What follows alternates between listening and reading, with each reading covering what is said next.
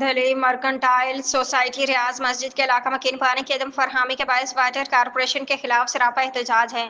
Delhi mercantile society ریاض مسجد کے علاقے میں واٹر کارپوریشن کے بھٹہ مافیا نے پانی کی عدم فراہمی اور غیر منصفانہ تقسیم کے باعث علاقہ مکینوں کو گزشتہ 1 سال سے پانی سے محروم کر رکھا ہے۔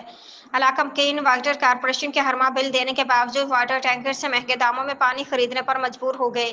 جبکہ ٹاؤن اور یو سی میں 2 مختلف جماعتوں کے بلدیاتی نمائندوں کی چپکلش اور ایک دوسرے کی مخالفت کے باعث ٹاؤن اور یو سی ناظمین بھی علاقہ مکینوں کی کوئی داد رسی نہیں کر پاتے۔